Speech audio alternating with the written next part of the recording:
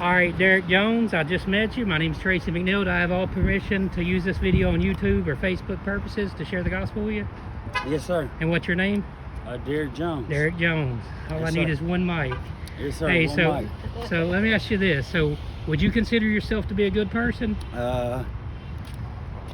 Like you say, I'm a good person, but like sometimes, like people go through different changes in their life. Some people get downfalls. Some people got stuff they like to do, and some people like to make it home to their family. I say I'm a good person. All I right. accept that. So here's what I'm going to ask you. Now these questions are going to go and get a little difficult, but I want you to be honest. And I appreciate your time. Right? Yes, sir. Do you think you've kept the 10 Commandments?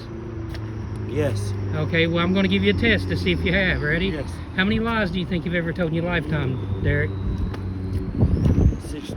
Okay, around about 60. So what would you call a person who lies?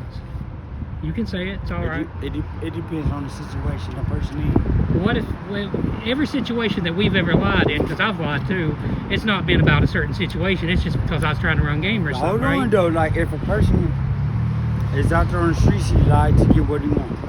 If a person is going through rough times and needs somebody to trust in them, then people should trust in them. You know what you're doing? You're justified or rationalizing. Listen, my dude. Hey, look.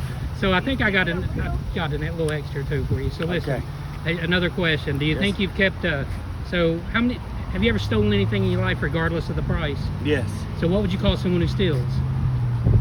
Like hold on though, cause like I said, what's more, if You're I can gonna have, justify again. if I can have a You're moment of your time as You're well. gonna justify it again. It depends on what the person need with it. Okay, so if a person come up and took your wallet because their family didn't have nothing to eat, that's okay if they just come up and took your wallet from you? Or would you think that'd be wrong? It wouldn't be wrong. Oh, I wouldn't be well, mad, then give me but your wallet. I like those shoes. Can I have them? You just gave me some money. Hey! Listen, hey Derek, listen. Yes. So what happens is if you was driving down the highway and the speed limit was 60 and everybody else was doing 75, Yes, sir. most of us would do 75 because everybody else is doing 75. Yes, sir. But Derek, when the law comes on the scene with his lights flashing, we don't care about everybody else doing 75. All we know is we was breaking the law and it become personal to us that we was probably gonna get a ticket. Yes, sir. But it didn't become personal till when? Till the law come on the highway. You thought you was gonna get the ticket. Yeah, and what I'm trying to do is I'm trying to break God's law on the scene right now, his 10 Commandments, Yes, sir. to make it personal to you that we've broke. It's not about everybody else, but it's that we broke God's law. You broke God's law. Yes, sir. So if a person's ever stole, the Bible says that's a thief. So if you've ever stole, what would that make you? But like once more, as well, it will still make you a thief, but it depends on the situation and circumstances. So what about this one then? Have you ever taken God's name in vain? By saying GD? You grinning I now. swear to God. You just look. You just did it. That's taking his name when you I swear to God. I Hey, swear, but look though. Look, hey, you know what you just did though? You What? just took God's name in vain. And hold on, let me hear it. But damn, not that bad. Ain't my fault Listen, though. listen, come here, Derek. Listen, so here's what you did though. And you showed me you lied because you said you've never done it before, so you broke the first commandment now. It ain't my fault. He drink Or, I'm wine. sorry, it wasn't the first commandment, You it's the drink- 9th commandment. Right. So let me ask you this. Have you ever, in Matthew 5:28, Jesus said if you ever lust after a woman in your heart, it's the same as committing adultery. Yeah. So you already grinning. So listen. So Derek, have you ever lusted after a woman in your heart? Yes. And so by your own admission, not what I called you, you admitted that you're a lying, thieving, blasphemous adulterer at heart. And so just hear me out. That's 4 of God's But look teachings. though, bro. Hold on. Right. But Hold on. Well ago, listen, All Derek. right. Well ago, you said you felt like you was a good person. Now knowing that we've sinned against God and these are God's commandments that we broke, Yeah. we shouldn't feel like a good person no But more. hold up, am I? hold up though, bro. But like I said, it depends on the situation, circumstances. Like I can see if I was just lying out here, like okay, I'm just go out here, give me $10, give me some crack, some weed or something. Yeah. But I'm not, bro.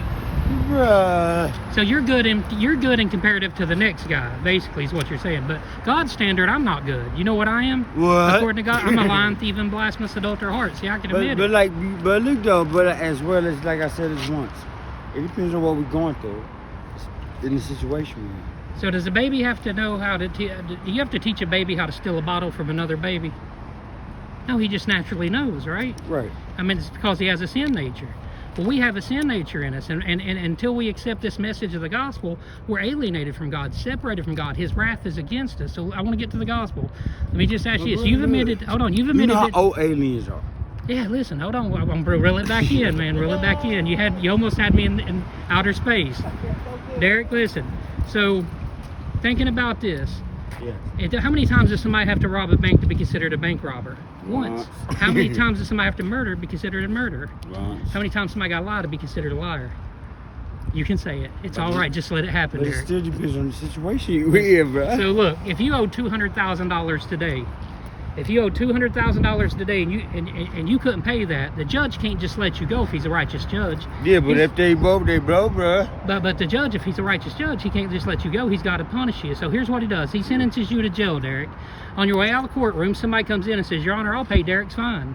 Then the judge can legally, righteously, within the law, let you go because somebody paid your fine, right? Mm-hmm. And so what happens is we broke God's law. We broke his commandments. We owe a fine. We can't pay, Derek. But what happened is when God gave us the death sentence, Jesus Christ walked in the courtroom and said, God, I'll take his punishment and I'll pay his fine. For sure. And so think about do you know what the last words Jesus said on the cross was? No, sir. He said, it is finished. You know what that means? In Greek, that means the fine's been paid. We broke God's law. We owe a fine that we can't pay. Jesus paid the fine on the cross with his life. And so here's the good news is, the good news comes at a backdrop of bad news. You done heard all the bad news, that we're lying, thieving, blasphemous, adulterers, heart. We've sinned against the just and holy God. But the good news is that think about this, Derek. If me and you was on a plane and I had a parachute on and you didn't, am I any better than you? No, I'm not, but I'm better off, right? Because I got a parachute on. But I'm no better than you. But it like as well. Once again, depends on if you would do what you do, like I would do what you would do for me. Okay, so think about this, Derek. Right. So if I'm on a parachute and I ain't got or I'm on a plane, I got a parachute on and you don't, and I'm no better than you, but I'm better off because of parachute. Nothing about me. So my job is to persuade you to put on the parachute. And you know, if you refuse to put on the parachute, you know what I do, Derek? Because I should love you enough. I should dangle you outside the plane, upside down by your feet, for about 15 seconds. For about 15 seconds, and then pull you back in, and hopefully you'd be like, man, whoa, that fear. But if that's a lesson I would need for myself, I would accept that. Hey, but listen, sometimes that fear would cause